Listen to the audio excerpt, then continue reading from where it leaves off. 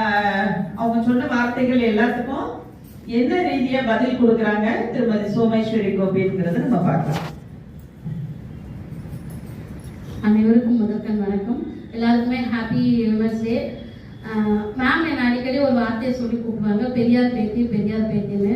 பெரியார் பேத்தியா இருந்தது பெண்களை கட்டுப்படுத்தணும் அப்படின்னு பேச வந்திருக்காங்க அப்படின்னு நிறைய பேருக்கு சந்தேகமா இருக்கும். ஏன்னா பெரியார் என்ன சொல்லிருக்காங்க, நானே சொன்னாலும் தப்புன்னா தப்பு தான். அப்ப நான் பெண்ணாவே இருந்தாலும் பெண் பிள்ளைங்களை கட்டுப்பாடா வளர்க்க வேண்டிய இடத்துல கட்டுப்பாடா வளர்க்கணும். முதல்ல நம்ம டாபிக் என்ன நம்ம கொஞ்சம் பார்க்கலாமா? இன்றைய காலகட்டத்துல கட்டுப்பாடா வளர்க்கறதுக்கு பெண் பிள்ளைகளை கட்டுப்பாடா வளர்க்கணுமா, ஆண் பிள்ளைகளை கட்டுப்பாடா வளர்க்கணுமா? என்ன பொறுத்த வரைக்கும் ஜெனரலான ஒரு விஷயம் என்னன்னா, ரெண்டு பேருமே கட்டுப்பாடா தான் வளர்க்கணும். ஆனா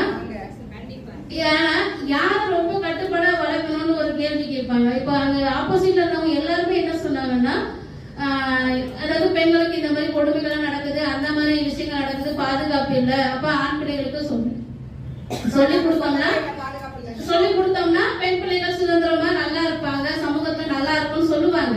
நான் ஒரே ஒரு விஷயம் கேட்கிறேன். அப்படியே ஒரு ஃபியூ இயர்ஸ்க்கு பின்னாடி போங்க. இந்த வன்கொடுமை சொல்லுவாங்க, பெண்களுக்கு எதிராக நடக்கிற வன்கொடுமை. இதுல அதிகமா எந்த மாமனாரை கைது பண்ணி போலீஸ் ஸ்டேஷன்ல வச்சிருக்காங்க, எந்த அதாவது மூத்தாரு நாத்தனாரு அந்த மைத்துமான்னு சொல்லுவாங்கல்ல, எங்க பார்த்தாலும் பெண்களுக்கு எதிராக கொடுமை எங்க நடக்குது, மாமியார் கொடுமை நாத்தனார் கொடுமைன்றது ஸ்ட்ராங்கா இந்த சொசைட்டில கட்டமைச்சிருக்காங்க.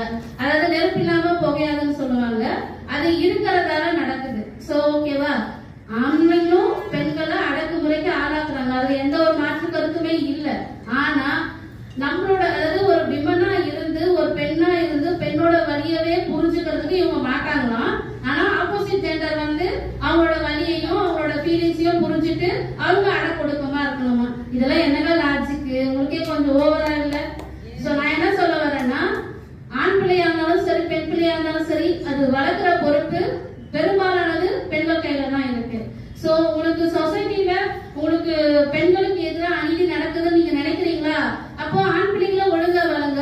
அப்போ வீட்டுல இருக்க ஆண் பிள்ளைங்களுக்கு கொடுமை நடக்குது, அப்போ பெண் பிள்ளைங்களை ஒழுங்கா வளர்க்க வேண்டிய கடமை நமக்கு இருக்கு. இதுல ஒரு முக்கியமான ஒரு விஷயம் சொல்றேன். அந்த காலத்துல எல்லாம் ஆண்கள் வந்து வேலை செய்யறதுல இது பண்றதுல அவங்க சொன்னாங்க, ஆண் பிள்ளைகளை மாப் போட வைங்க, பெண் பிள்ளைங்க பெருக்குனால இது பண்ண சொல்லுங்க. எங்க வீட்டுல ஆண் பிள்ளையும் இருக்கு பெண் பிள்ளையும் இருக்கு. சோ என் பையன்